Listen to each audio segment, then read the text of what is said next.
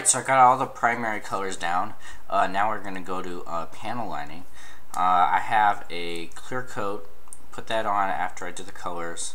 I think I need to remind people, because I've seen this question being asked around, why so many clear coats? Well, the thing is, you want to have, even if you're not going to do anything afterwards, you need to protect the paint that's underneath. So you paint the kit like I did, then you clear coat it to protect that paint. Now I'm going to do panel lining and put that on there. And once that's dry, I'm going to put another clear coat in there, and that clear coat is going to protect the panel lining. So really, it really depends on what you're doing, but the rule of thumb is always put something over what you just did for protection. Now, after this panel lining, I'm going to decals, and decals need a flat, glossy clear coat, like nice and smooth and glossy. So I'm going to put another clear coat over that. If I didn't have any decals, I'd probably just go ahead and put a flat in there. But sometimes, depending on the kit, I like to put a clear coat, a gloss clear coat, and then a flat over there. Kind of seems redundant, but it's all about protecting the paint and having a flat surface, and multiple layers of clear coat will do that. Alright, so now the panel lining. This is how I do it. It's pretty simple. I just have artist oils and odorless paint thinner. The thing is, for panel lining, you want to go with an enamel paint, or i.e. a oil paint. So to me, oils will do fine. Enamels do fine. Testers enamels will do fine. Stay away from the testers enamels that are in a plain looking container with a white cap on there. They're usually found really cheap. Those are garbage. Don't even bother with that stuff. It's gonna ruin your kit because it's terrible. Alright? Don't just spend another 30 cents or 50 cents or whatever and get the Testers Model Masters. Just trust me on this one. You don't want to use that garbage. Anyways, the point is, get enamel or get a oil-based paint. I like oil because I have a bunch in here, and this thing will last you. If you're just doing modeling, this thing will probably last you a lifetime. Like this, but I used to do some oil painting in high school, so I have a bunch of these around, and so I just use these. Works just the same. I see some scale modelers that do just like World War II tanks and like that. They swear by this stuff, so it's not just me. I'm actually gonna put a tiny bit of brown in there. Kind of depends on what the look you want to go for. So I'm trying to make this a little bit more kind of anime style. So I want to dilute the hard edge just a little bit. I'm gonna add a little bit of the brown and maybe a little bit of the white. I'm not truly sure. I should probably get the white. If I'm gonna get it, should have it on hand.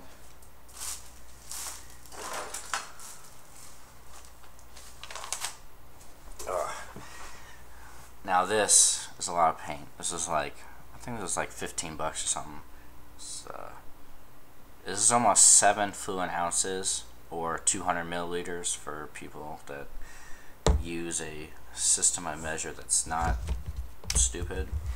Anyways, so I'm going to use all these, and this is really simple. You probably already know how to do it, but I'm going to just walk you through it anyways, because I have unlimited hard drive space.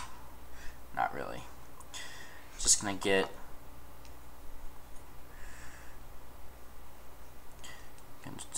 put some thinner in here.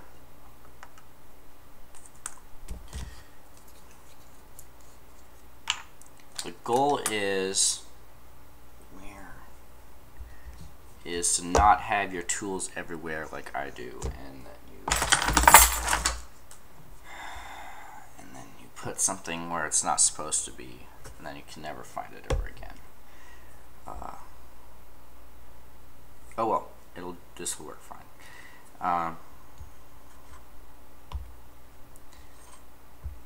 Just put black in there. Gonna just do it by eye.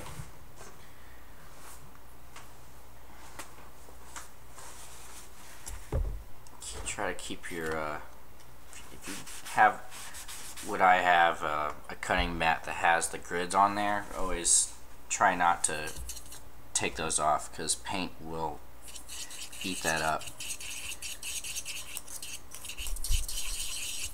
So the point is nice and thin, but thick enough. It's supposed to be thin enough to flow, because the thing is, you're gonna need it to flow down into the cracks and get all the little nooks and crannies. So really it's just eyeballing it. You might I mean, it's not gonna hurt if it's a little too thick. I mean, if it's too thick, then you're gonna get paint everywhere. But if it doesn't flow as good as it should, you know, it's not the end of the world. Just add a little bit more thinner thing to your paint. You don't need to freak out or anything. This looks pretty good. Just gonna add a little bit of the brown, a little bit of the white. Again, just a little bit. Right now, using a 5 divided by 0. I don't know how you're supposed to label that as, but it's pretty small. I'm guessing this is 5 smaller than what a 0 size brush is. I can't remember brush sizes. That was a while ago.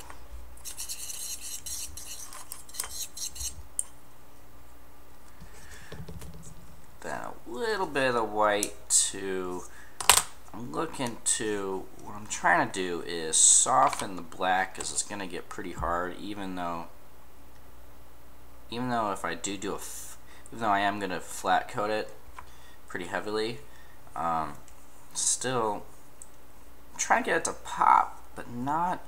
I feel like this is, because this is jet black, so this is going to be pretty black. So just trying to get a little bit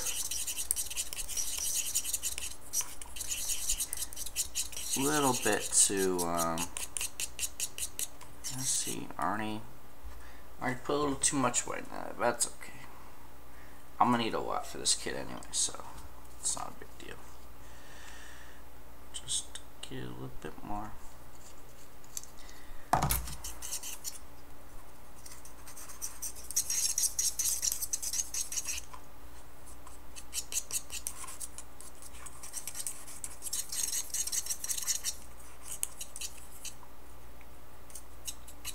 I'm trying to have this a nice clean look, like I said at the beginning of the series. So to achieve that, I want one to pop from the other, but I feel like straight black is it's a little too apparent. It's a little too distracting, at least for the panel lining. So like, even as you saw when I was mixing the colors, all this black right here has gray in it. It's not jet black, because it's, like I said before, I think it's a little too distracting. But alright, this is good. Make sure The one thing that oils have a disadvantage over the enamels is their pigments separate a little quicker than enamels do, just because of how oil paint is. So just it's not a big deal. Just keep it, keep your paint pot active. Don't, if it's kind of like other paint. They're gonna separate. But the oils, I think they separate a little. Like, you can have this right now and it'll separate like in a few hours. Whereas the other paints, you could shelve them for weeks and not have to remix them. But anyways, so yep, pretty simple. Just like when you're doing anything else.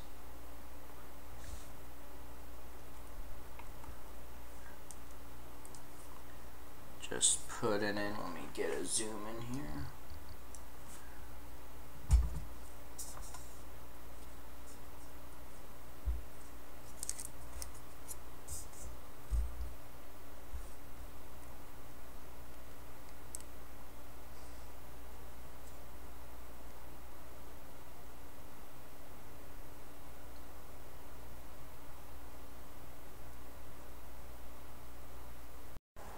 Alright, so I got everything, got all the panel linings that I wanted, and then I did another clear coat.